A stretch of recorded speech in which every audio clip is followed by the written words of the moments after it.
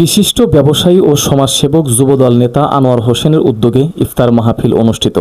আমাদের সহকর্মী মোহাম্মদ পলাশ শেখের রিপোর্টে দেখুন বিস্তারিত। পবিত্র মাহে রমজান উপলক্ষে সিরাজগঞ্জের কাজীপুর উপজেলার টেকানী জামে মসজিদ প্রাঙ্গণে এক দোয়া ও ইফতার মাহফিল অনুষ্ঠিত হয়েছে। 21শে ফেব্রুয়ারি আয়োজিত এই মাহফিলের উদ্যোগ নেন বিশিষ্ট ব্যবসায়ী, সমাজসেবক ও যুবদল নেতা আনোয়ার হোসেন।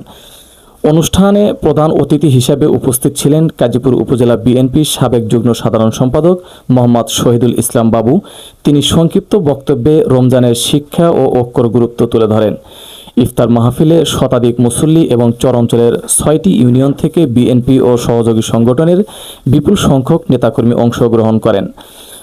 দোয়া মাহফিলে দেশ, জাতি ও মুসলিম উম্মাহর শান্তি, সমৃদ্ধি ও কল্যাণ কামনা করা হয়। সৌহার্দ্যপূর্ণ পরিবেশে ইফতার ও দোয়ার মধ্য দিয়ে অনুষ্ঠানটি সফলভাবে সম্পন্ন হয়। SMP news 24 news desk.